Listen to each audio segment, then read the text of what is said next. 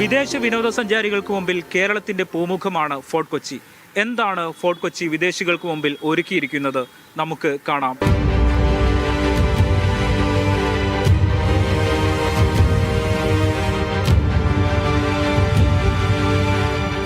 കണ്ണടച്ച് മൂക്കുപൊത്തി നടക്കണം ദൈവത്തിന്റെ സ്വന്തം നാട്ടിലെ ഈ ടൂറിസ്റ്റ് കേന്ദ്രത്തിൽ. പ്രധാന വിനോദസഞ്ചാര കേന്ദ്രങ്ങൾ സദാസമയം ശുചീകരിക്കുമ്പോഴാണ് കേരളം ലോകത്തിനു മുന്നിൽ അഭിമാനത്തോടെ കാണിക്കേണ്ട ചരിത്ര പ്രധാന പ്രദേശം മലിനമായി കിടക്കുന്നത്.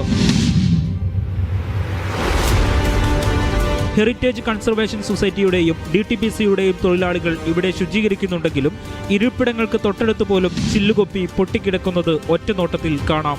മാലിന്യം നീക്കിയിട്ട് മാസങ്ങളായെന്ന് വ്യക്തം. തീർച്ചയായിട്ടും ഫോർട്ട് കൊച്ചി വളരെ വൃത്തിയുള്ള ഒരു പ്രദേശമാകേണ്ട ഒരു സ്ഥലം കൂടിയാണ്. കോർപ്പറേഷൻ്റെ ഏരിയ മാത്രമല്ല, അത് റവന്യൂവിൻ്റെ ഭൂമിയുണ്ട്. ആ ബീച്ച് പ്രദേശമെല്ലാം പോർട്ടിൻ്റെ അധികാരത്തിൽപ്പെട്ടതുമാണ്. അപ്പോൾ ഈ എല്ലാ ഡിപ്പാർട്ട്മെൻറ്റ്സിൻ്റെ ഒരു ഏകോപനം ഉണ്ടെങ്കിൽ മാത്രമേ ഇവിടെ ഒരു ഭംഗിയായിട്ട് നമുക്ക് വെക്കാൻ സാധിക്കുള്ളൂ.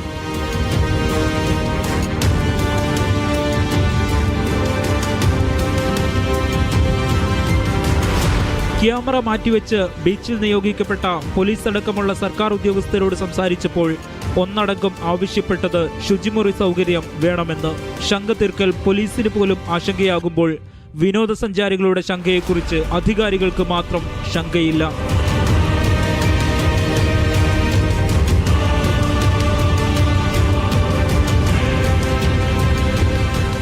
മണിക്കൂറുകൾ എന്നോണം അത് ക്ലീൻ ചെയ്താൽ മാത്രമേ അതിനൊരു സൊല്യൂഷൻ കാണാൻ സാധിക്കുള്ളൂ. ഡെയിലി 10ഓളം ആൾക്കാരേ ഉള്ളൂ.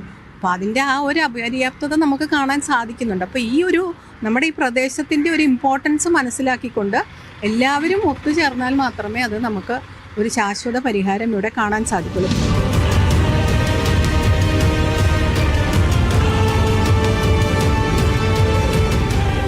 ഈ ദൃശ്യങ്ങൾ ഞങ്ങൾ കേരളത്തിന്റെ ടൂറിസം മന്ത്രി PC വിഷ്ണുനാഥിന് മുമ്പിൽ സമർപ്പിക്കുകയാണ്. മാറ്റം വരുത്താൻ നിശ്ചയദാർഢ്യമാണ് വേണ്ടത്. രാജേഷ് വടകരയ്ക്കൊപ്പം മുഹമ്മദ് സാലിഹ്, മീഡിയ 1.